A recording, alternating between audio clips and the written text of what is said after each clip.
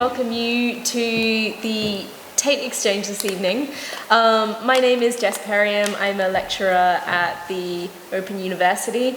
And this evening we're hearing from the AWED Data Collective. So I'll just briefly introduce them and let them get on with describing what you're seeing in the background. Liz McFall is a senior lecturer at the OU. She is also the digital participation research lead and editor of the Journal of Cultural Economy, which has very kindly sponsored this panel. Darren Umney is a research fellow at the OU. David Moats is a postdoctoral research fellow at Linkoping University in Sweden and has contributed the dashboard stuff that you'll see. And Sapphire Goss is an artist and filmmaker. So go ahead, tell us what is AWED Data and how it relates to the theme of the Tate Exchange this week, which is Who Are We? Okay, thanks Jess, and thanks everyone for turning up at nearly 6 o'clock on a Friday. I wanted to say thanks first of all because this has only been possible thanks to the goodwill and generosity and in a fairly unstinting way of my fellow panel members who have largely been working for free since January on trying to pull this together, with a little bit of help from the Higher Education Industrial Fund administered through the Open University and the Citizenship and Governance strategic research area of the Open University, and a small amount of support from the Journal of Cultural Economy. So that said, I think one of the key questions that comes to mind when you walk through our installation is, what has this panel with Milton Keynes and Leaves and Netherfield Housing Estate, very beautifully put together, got to do with that panel, which is showing various data dashboards? And I think that's quite a confusing question. And we didn't do it just because we had these two separate types of story and data sources going on. We did it because we wanted to explore something that goes to the heart of what bothers a lot of arts organisations, which is how do you better understand? How do you use big data to better understand arts participation? So, due to a long and convoluted story, which I'll try to avoid retelling, Darren and I were involved last year in Milton Keynes' ill-fated bid to become the European Culture of Capital. In doing so, it became clear to us that the amount of arts organisations we talked to, they were very interested in big data because they had things like footfall numbers, visitor numbers, they had Arts Council survey numbers, and they knew that social media was out there, and they knew that live data sources were out there, they knew that Wi-Fi pings existed, they knew that Bluetooth existed, and they didn't know how to kind of use that to engage their audiences. They knew they have a diversity problem going on. And there's a huge amount of excitement. There's a huge amount of excitement amongst the industrial strategy funders who are working. Innovate UK, working with the Arts, HRC, what's it called? Arts, that's the one, AHRC, to try and produce this kind of impetus into the creative industries. And we're kind of looking at this with some cynicism, the idea that big data, live data, sentiment analysis, digital methods will give you a better idea about what people are, the kind of vanity, the conceit of a dashboard that shows everything, an ontological dashboard. So we juxtaposed the Netherfield film with these live data dashboards to say something about representation. And that something is that there are always presences and absences in all types of narrative, in all types of representation, and in all types of data. Quite literally, the installation is trying to make the point that there is no such thing as a God's eye view, that what you see literally depends on where you are standing, that despite the significant epistemological claims that are being made on behalf of big data, there are still fairly significant absences in terms of what it can show you. And whenever you're planning for the future, as the early Milton Keynes planners did, as Darren's going to talk about in a minute, you'd imagine a future citizen, a future person, a future way of describing and getting insight into who that individual might be, what they might like, where they might like to live, what sorts of lives they will live. And this can turn out to have a lot of unpredictable consequences, which I think Sapphire's film shows quite nicely. It's about this juxtaposition of things coming together, the made world and nature coming together in ways that were never predicted and have some peculiar outcomes. So, up to you, Darren.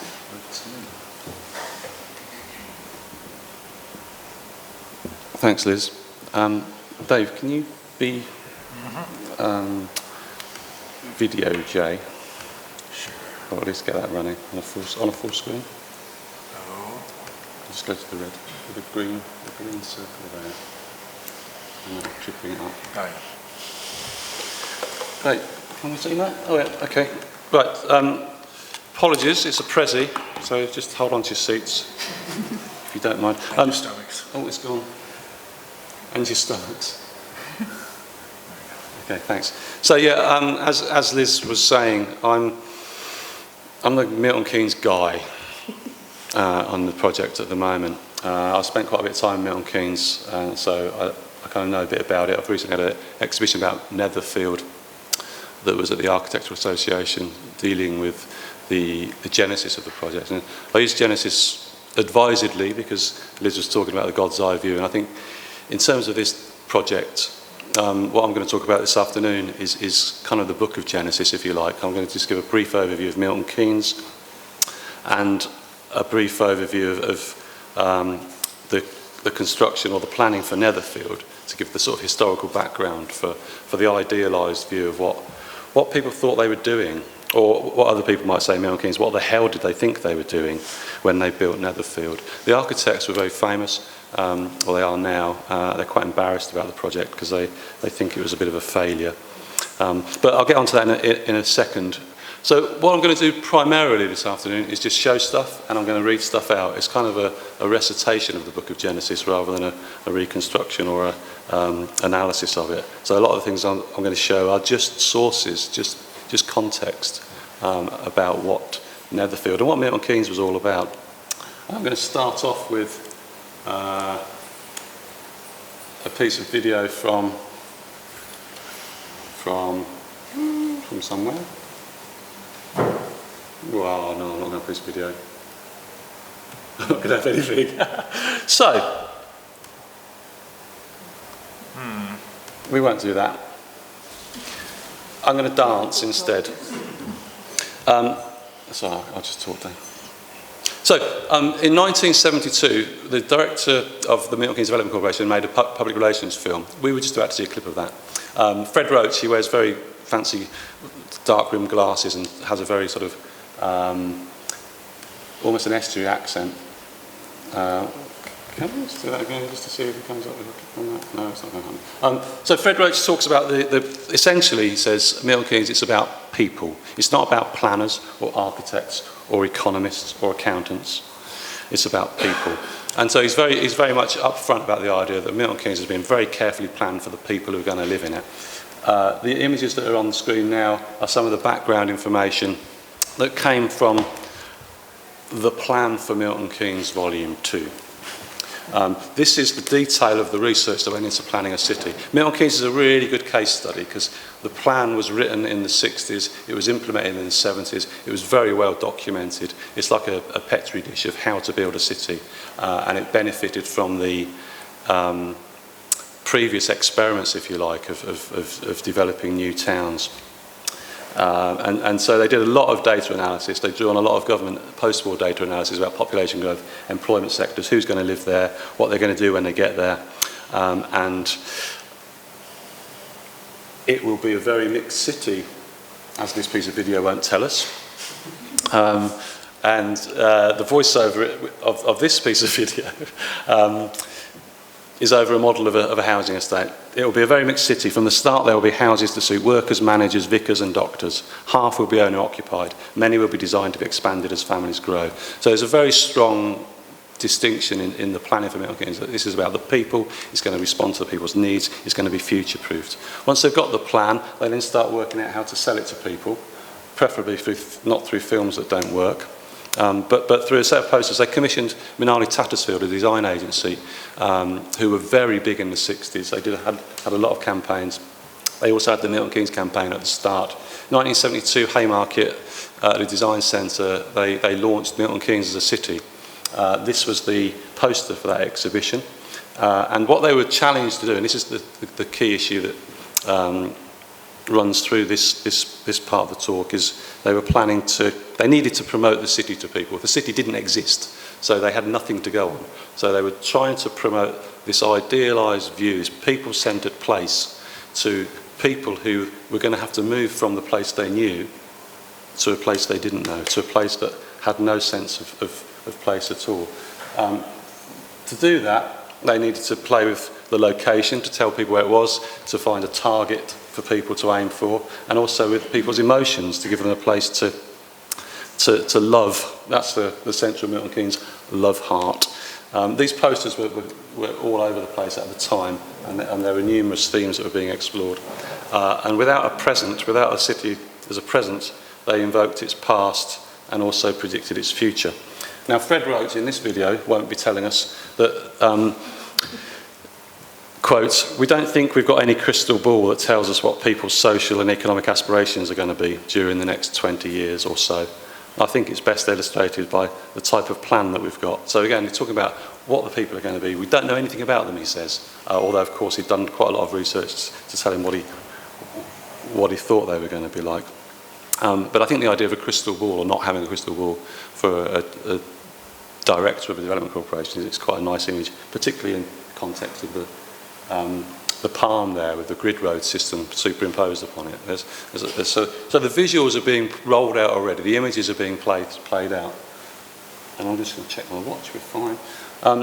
That's the video we can watch earlier. And so, I now want to move on to Netherfield particularly. That's the general picture of Milton Keynes. It's a city that doesn't exist, it's an idea that's been developed, and it's a place that is being promoted through that idea and through the ideals then that idea kind of represents.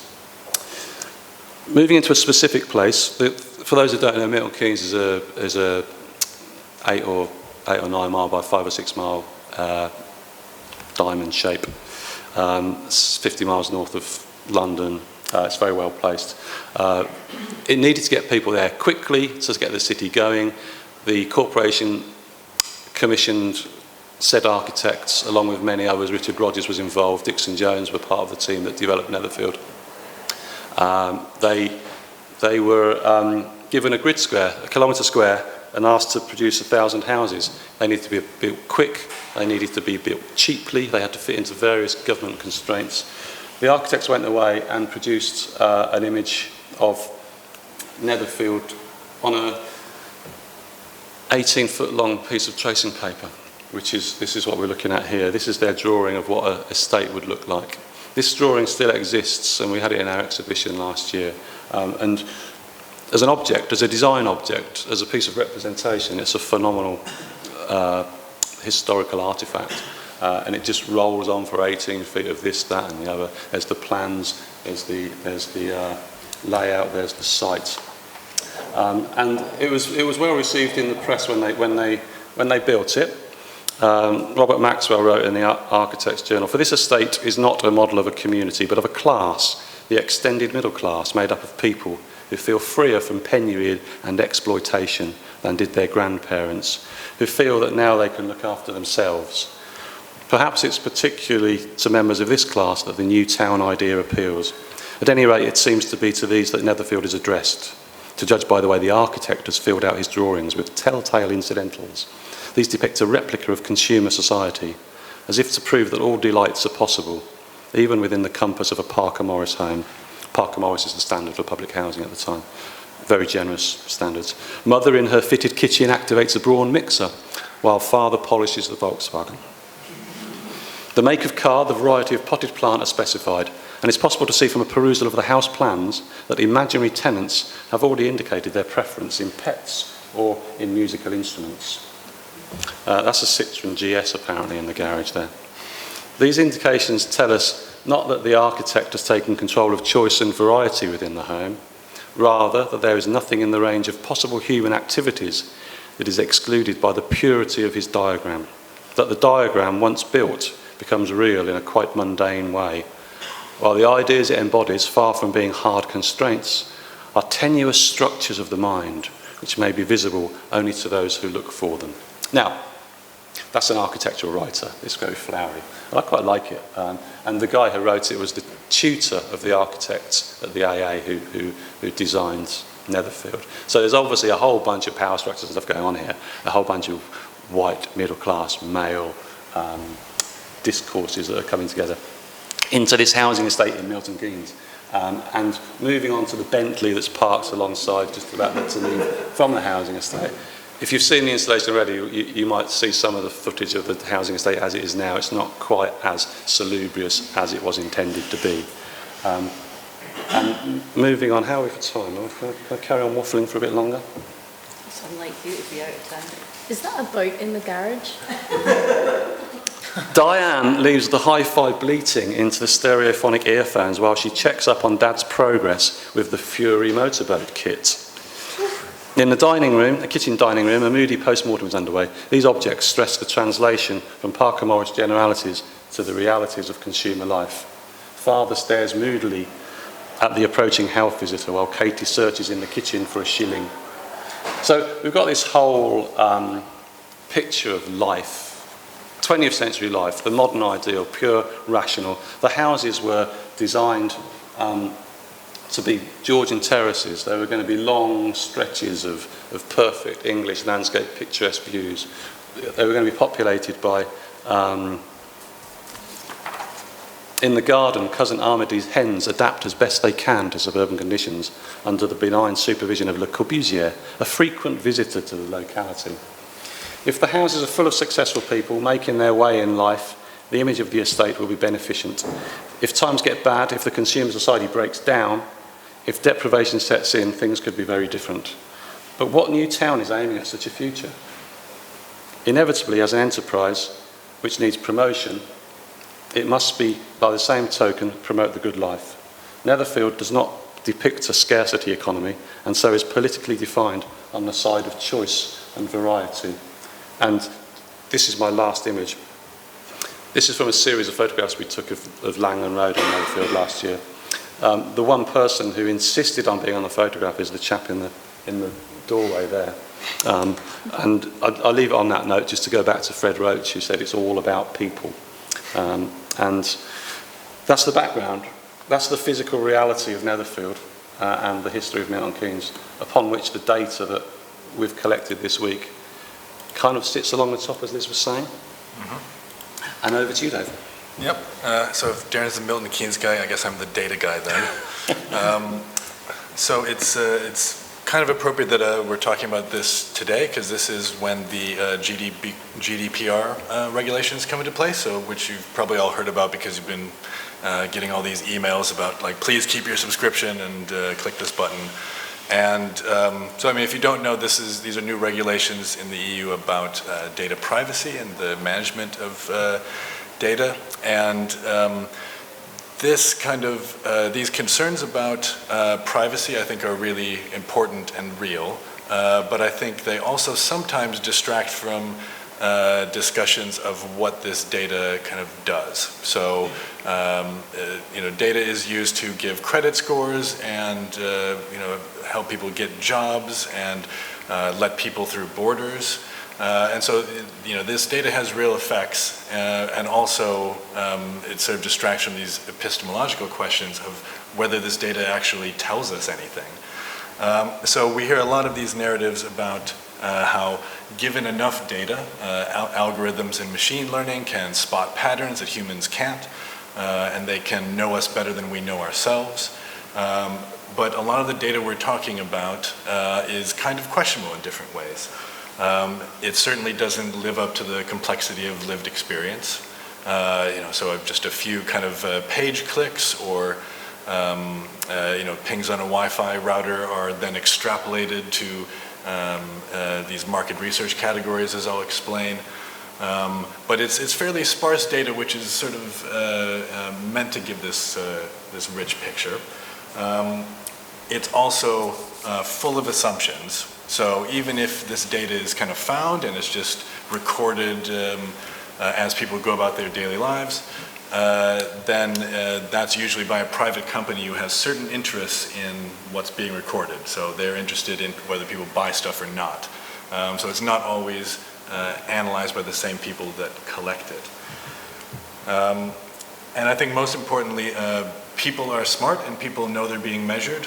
And so they will try to game systems, or they'll try to present themselves in certain ways online because they know that people are watching them. And also this data is often, no matter how smart the artificial intelligence or machine learning is, the end result is often rankings and categories that are yes or no, and somewhat simplistic representations like this. What we've done in this exhibition is we created a dashboard that is gathered from people visiting the exhibition in various ways.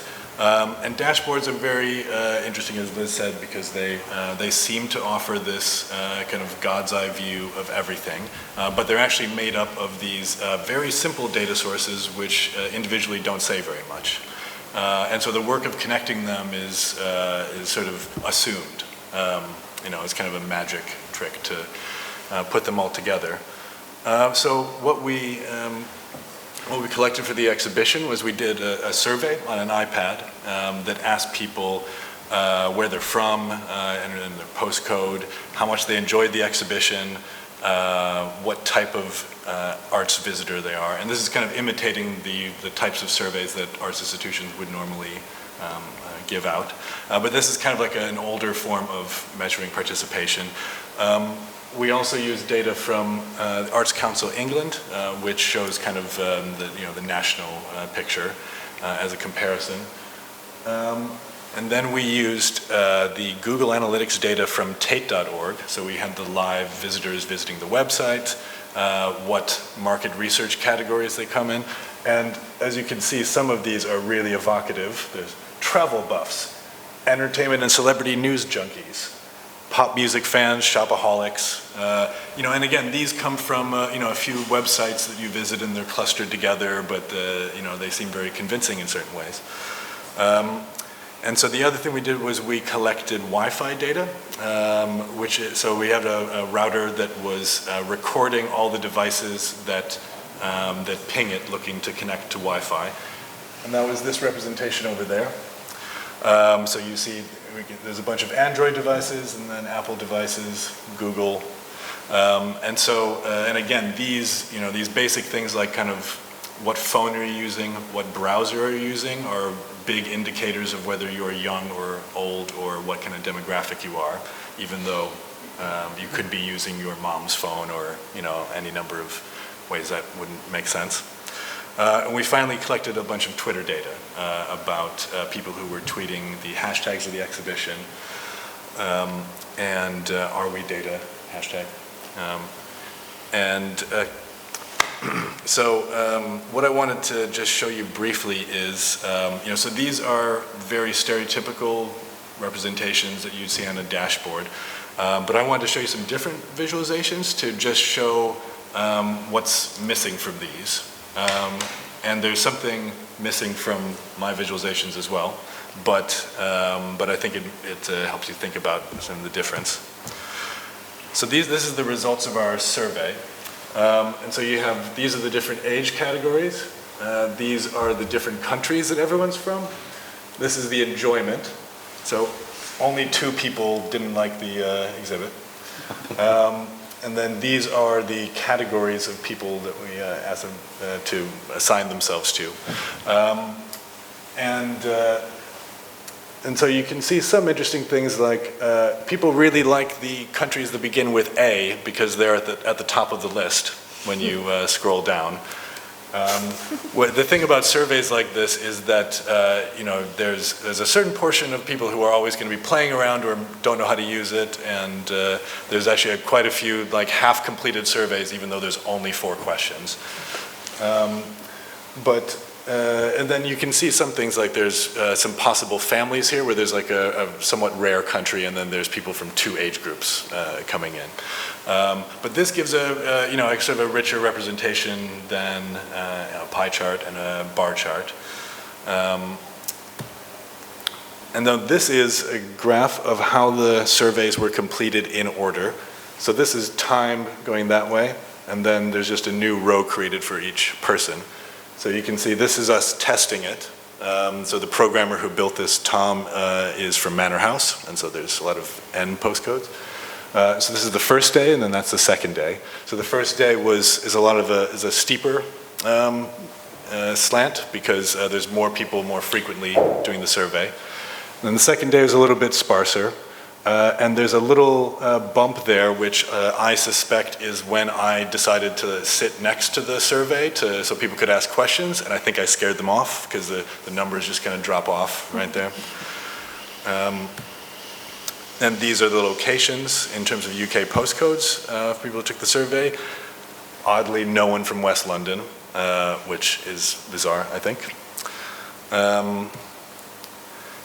This is a representation of the Wi-Fi data. So this is the same principle as the last graph. So it's just time this way, and then a new row for every new device by its IP address.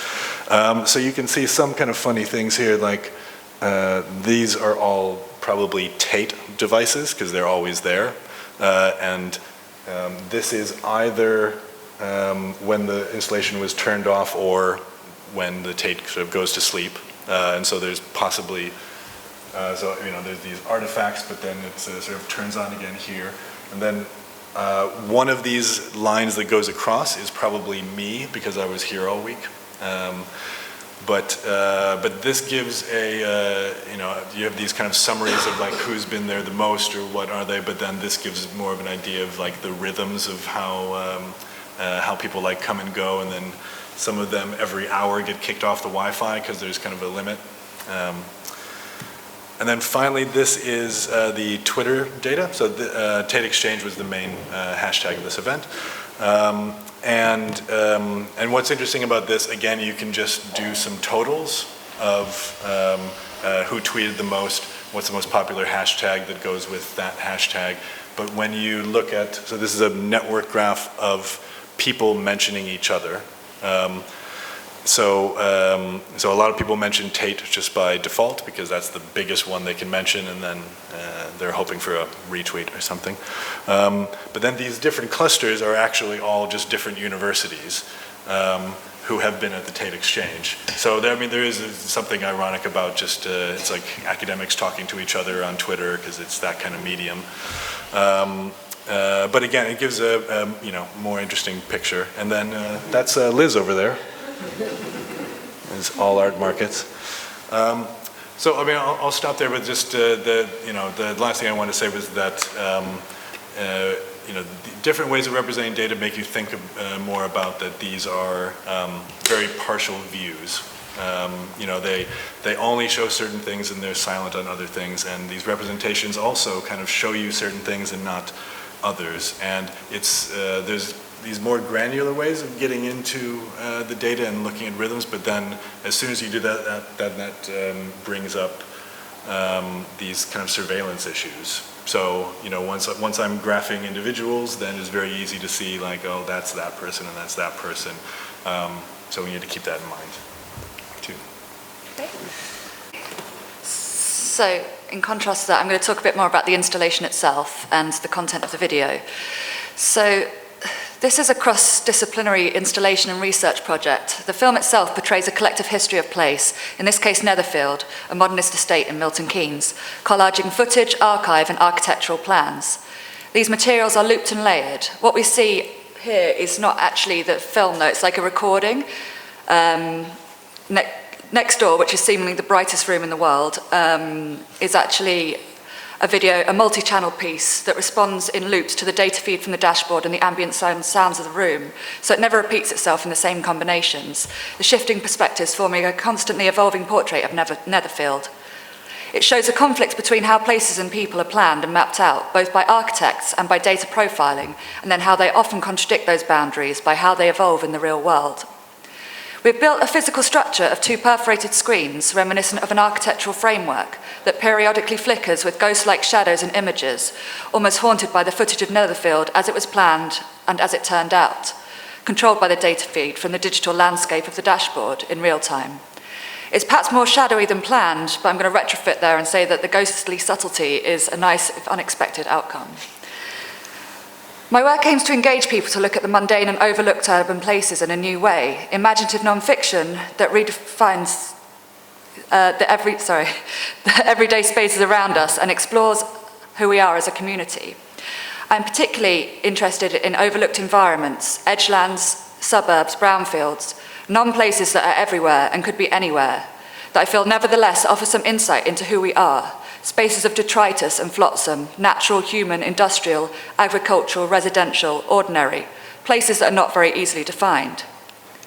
I started to look at Netherfield and Milton Keynes more generally during an artist residency with Tracing the Pathway and an essay film I did with these guys and the Journal of Cultural Economy, Milton Keynes of the Mind. I should also mention that I'm from there for my sins. It's the sort of place you feel like you have to apologise for.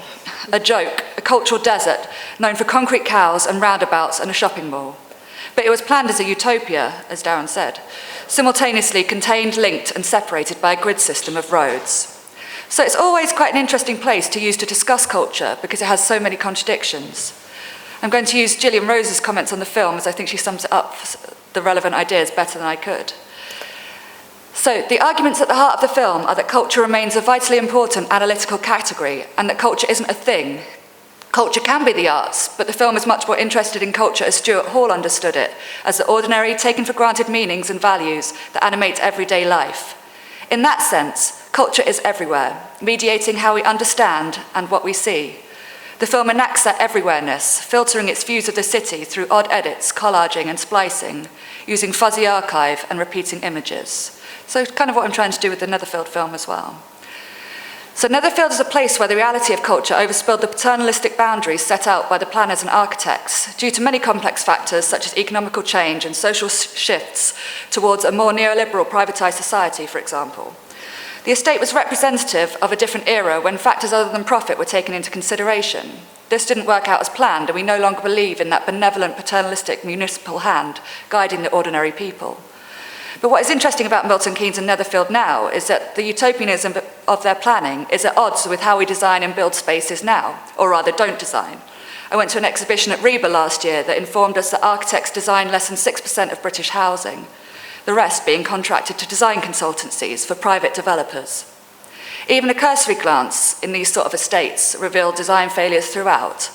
Dead spaces abound at the expense of decent-sized rooms within the houses themselves. It seems to speak to a lack of care, in contrast to utopian visions of post-war architecture, which, for all its flaws, at least attempted to intervene in the built environment to create a better world, to create public and civic space, to create things that go beyond profit. These ideals appear to have been neglected in favour of a corporate Barratt Home-style aesthetic. These places, they're everywhere and could be anywhere. Key to it is the fact we don't think about them. They are assimilated, not the controversial carbuncles of modernism. Architecturally, they are of interest because of the lack of care and planning put into their construction. I grew up in Milton Keynes, but Milton Keynes is not one of these places. It is designed by architects, planned right down to the desire paths that were apparently mapped out by following sheep. For all their faults, Milton Keynes and other new towns were designed after a vision: open spaces, parks, recreation. Newer places aren't designed by architects and are planned for profit. And we see this not just in housing, but in a lack of public space, space for protest, for doing anything outside the commercial. It's sinister, profit valued so much higher than the well-being of these inhabitants, of the convenience of the inhabitants, of the safety of the inhabitants. Last year, I had unwittingly filmed Grenfell Tower and included it in a film I was commissioned to make on White City. So I couldn't help but draw comparisons when I was told that the newest estate in Milton Keynes, the Red House estate, is so badly designed and planned out that the roads are too narrow for buses, ambulances, and for fire engines. This is just one of the many reasons why places should matter, why the built environment matters, and how places reflect on how we see ourselves as individuals and as a society. This looping footage is an abstract journey through Netherfield with dreamlike sequences that use detail, alternate viewpoints, and a rhythmic pattern of stillness and movement to make the ordinary uncanny, depicting a multifaceted lived environment. By questioning the banal and the overlooked, we encounter those spaces we take for granted, spaces which should be raising questions. Great, thank you all. That was such a great description, explanation of the rationale behind the AWED data installation. Does anybody have any questions for the panel? We do have time spared, and the panel would love to. Yes, Peter, go for it. Okay, so somebody who has lived in Milton Keynes currently, although I spend quite a lot of time there because I also work at the AU. So I'm sorry that it's a Milton Keynes sort of nerd question, but I'd love to know more about what happened to Netherfield, because looking at the buildings, they're cheaply constructed, and I presume that wasn't the original intention when they were being designed. What's the story there? I might be able to help you there a little bit. We spent several months talking to the architects when we finally persuaded them to talk to us about the project, about their plans for the project. So what went wrong? Robert Maxwell, who I cited quite extensively in an article, was very excited. He wanted to move there, according to his rhetoric. And who wouldn't want to live next door to Le Corbusier, after all? Or Ed Jones or Jeremy Dixon, for that matter. But at the time, the outgoing Development Corporation chair hadn't managed to build any houses apart from one estate, and that hadn't been finished. The inbound chair, then Lord Campbell, was very strong on getting stuff done. They got Fred Roach in from Runcorn, who'd just done a city, and Fred Roach then got in these architects to start building. They were told to build things quickly. They were using system building. They used Molam poured concrete on some estates, and the Netherfield project was designed. Just tell me to stop when you've had enough. The Netherfield project was designed to be built in any number of system builds that could have won the tender to do the job. So it didn't necessarily have to be like that. The finish was specified. The visual aesthetic finish was specified by the architects. They wanted it to look like that. They wanted it to reference worker housing in Rotterdam. They wanted it to reference Highland Fields even, you know, so there's a whole bunch of aesthetics that they were working towards, as well as their social conscience that wanted them to bring people together in certain ways, individual houses, personal identity, but also a community sense of terracing, like Victorian houses in London too. So the ideals of the architects were bent around a flexibility for the build that hadn't been agreed at the time. There's a whole bunch of other political stuff going on in the boardrooms that probably doesn't answer your question, but it's also fascinating about how it got to be agreed to be built in the first place. But then the system build came along. The architects moved on to other jobs. One of them went on to design another housing estate in Milton Keynes Coffee Hall, but the others went on to Northampton to almost build the town hall there, but that didn't happen in the end. But they'd gone on, they handed the job over, so it became a corporation job. They were quite deeply unpopular, those architects in the corporation. Their project probably wasn't handled particularly well. So 1975 it's built, people start moving in, photographs are taken, very fine colour transparencies are taken by John Donat, who's a renowned architectural photographer. They look like housing, they look like a holiday camp to me, those 1975 photographs of John's. But they weren't built properly. The labour market wasn't there to support the build of the city, and the materials were not always available at the time they were needed as well, because they were building these houses in the middle of nowhere under very harsh cost constraints based on government cost yardsticks for building in urban environments. So it didn't stack up financially, it didn't stack up logistically, and the system they used to build it wasn't particularly robust or resilient. So already by January 1976, the next edition of Architectural Journal, after Robert Maxwell's grandiloquent appraisal, had an article called Housing Failures, which had photographs of the roofs having blown out in the winds of Netherfield, and there's a number of other housing. It was a common thing in new towns to not be built to spec, to not be built to the right quality, and to not be resilient. There's film footage of, I think it's Skelmersdale, the houses in Skelmersdale, that were just also utterly problematic for many years. So that, firstly, they weren't built right. People didn't then want to live there because it had a reputation. Some people did and still do and love it.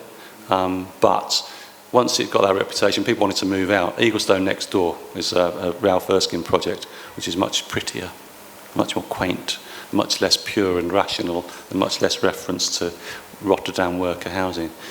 So then it became a place where people didn't want to go. It became a place more recently then, when Thatcher came along, it turned into a place of multiple occupancy after the right to buy was fully implemented. And so now it's a very mixed environment of people who've been there a long time, want to stay there, people whose family is still there, and other people who don't even know they're there probably because they've been put there. They share a room, they share a house, whatever it is they do. And so Netherfield, if Milton Keynes is a sort of petri dish of city development, Netherfield is also a kind of petri dish of housing decline, the decline of social housing in this country, and the political story that tells is perfectly represented in Netherfield. And so what went wrong with Netherfield? What went wrong with our liberal society?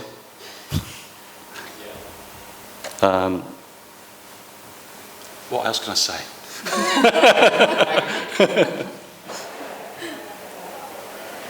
I can tell you that there are 89 viewers outside the room. They haven't all lasted the whole duration, I have to say. Does anyone else have any other questions? Yeah, Liz, go for it. Can I ask if you think that the plans that Darren showed us, or anybody, if they're data in a meaningfully comparable sense to what we've been doing in this week? And you showed some super interesting materials, but are they data? Yeah, that's a really good question. I don't know why you insist on doing that.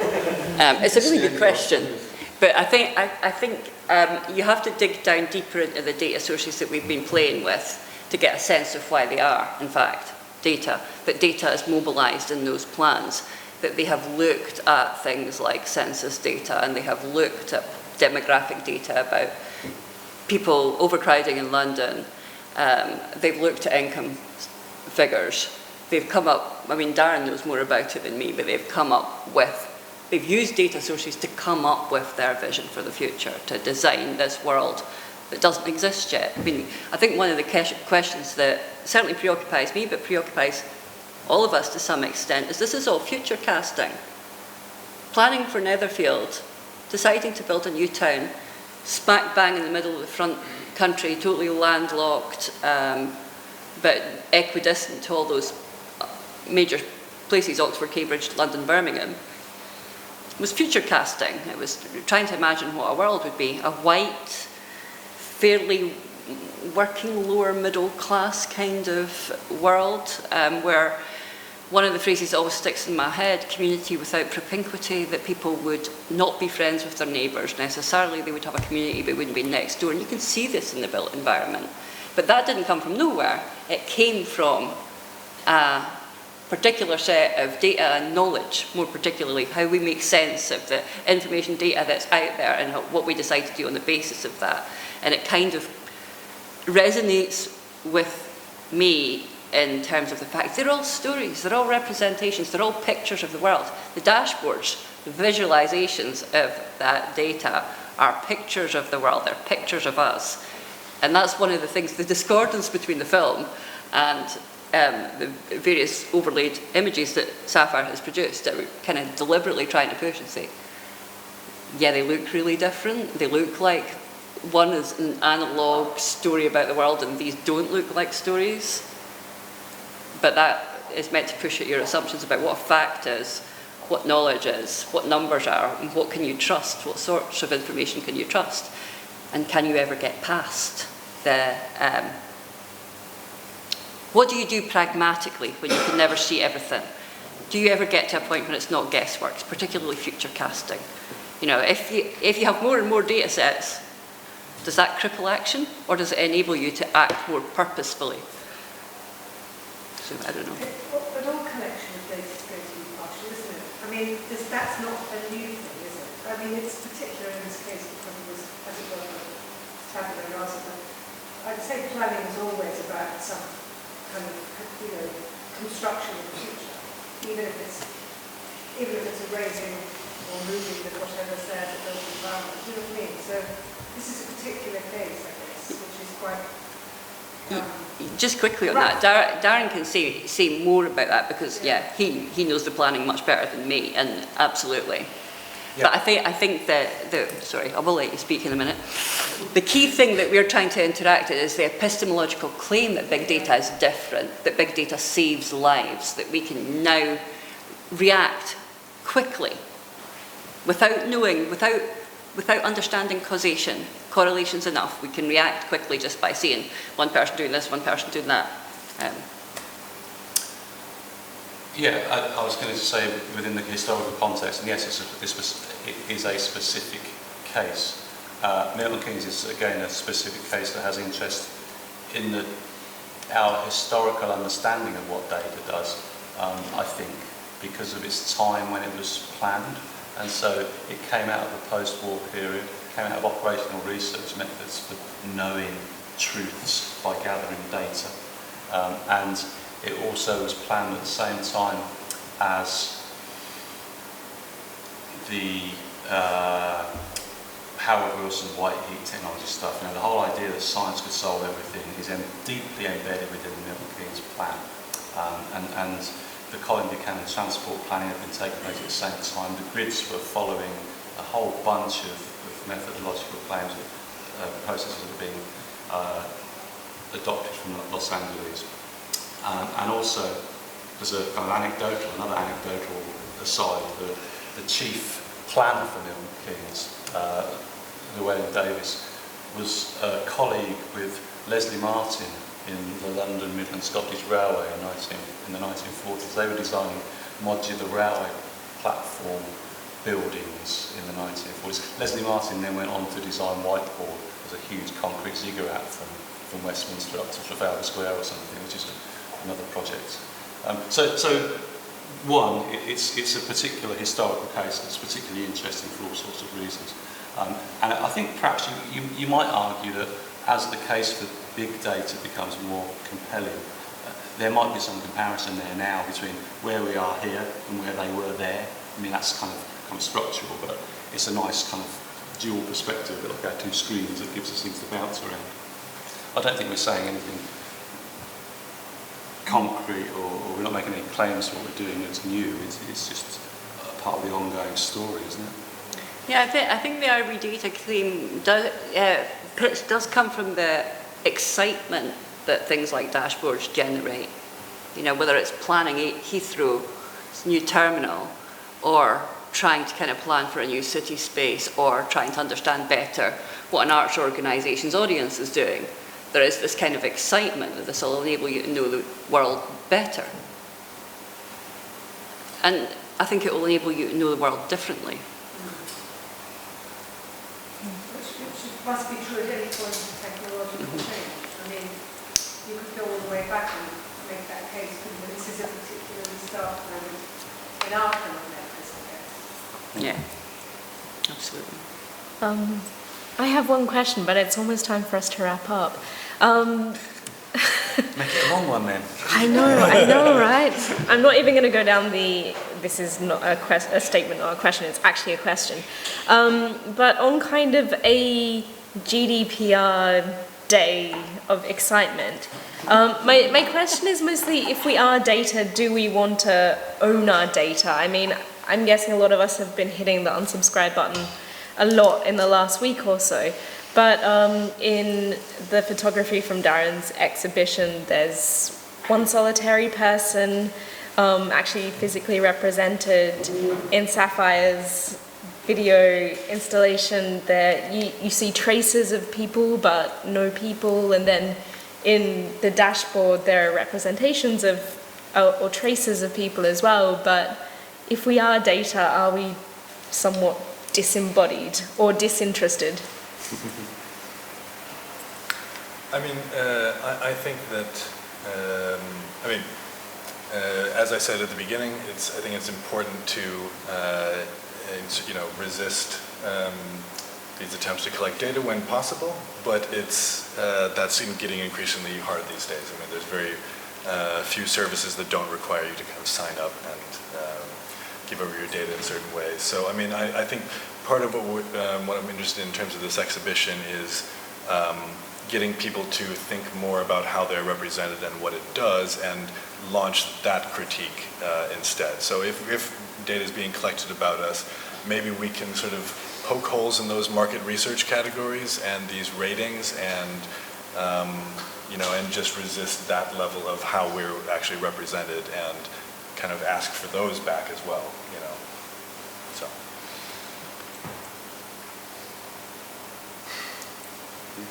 Great. I think that's a wine. Yeah. Thank you all for attending, and thank you to our panel. That's the 99. Oh, and thank you to our Periscope friends. The 99 people who managed a few minutes each. Thanks, Jess.